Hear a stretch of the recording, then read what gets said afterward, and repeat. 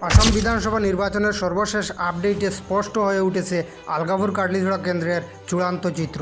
Election commissioner of ইন্ডিয়ার official পোর্টালে প্রকাশিত তথ্য অনুযায়ী এই কেন্দ্রে মোট 26টি ইভিএম রাউন্ডের গণনা সম্পূর্ণ হয়েছে এবং সব কয়টি রাউন্ডের ফলাফল যুক্ত হওয়ার পর বিজয়ের নাম কার্যত নিশ্চিত।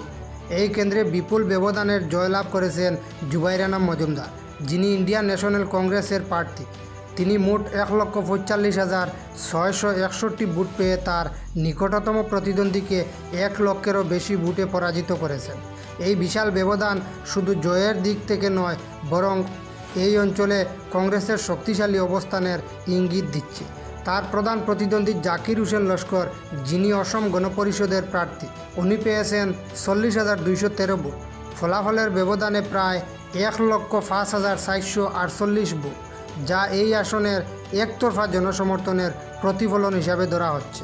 তৃতীয় স্থানে রয়েছেন স্বতন্ত্র প্রার্থী সুজামুদ্দিন লস্কর, যিনি পেয়েছেন 29,230 ভোট। অন্যান্য প্রার্থীরাও প্রতিদ্বন্দ্বিতার অংশ নিলেও তাদের প্রাপ্ত ভোট তুলনামূলকভাবে অনেক কম। ফলে মূল লড়াইটি দুই প্রধান প্রার্থীদের মধ্যে সীমাবদ্ধ ছিল। রাজনৈতিক বিশ্লেষকদের মতে এই জয়ের পিছনে একাধিক কারণ কাজ করছে। স্থানীয় উন্নয়নমূলক ইস্যু, সংগঠনের শক্তিশালী কাঠামো এবং প্রার্থীর ব্যক্তিগত গ্রহণযোগ্যতা। বিশেষ করে গ্রামীণ ও সংখ্যালঘু ভোট ব্যাংকে কংগ্রেসের প্রভাব এই ফলাফলের বড় ভূমিকা রেখেছে বলে মনে করা হচ্ছে। এছাড়া নাটো অপশনে 1,542 ভোট পড়েছে, যা নির্বাচনে অংশগ্রহণকারী কিছু ভোটারের অসন্তোষ বা বিকল্পহীনতার ইঙ্গিত দেয়। যেহেতু সব কয়টি 26টি রাউন্ডের গণনা ইতিমধ্যে সম্পন্ন হয়েছে, তাই এই ফলাফলকে কার্যত চূড়ান্ত বলেই ধরা হচ্ছে।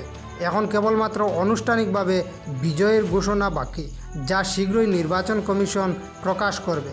সব মিলিয়ে বলা যায়, আলগাপুর কাটলিছড়া কেন্দ্রে জুবাইরানা মজুমদারের জয় শুধু একটি আসনের ফল নয়, বরং বৃহৎ রাজনৈতিক প্রেক্ষাপটে কংগ্রেসের জন্য একটি গুরুত্বপূর্ণ বার্তা বহন করছে।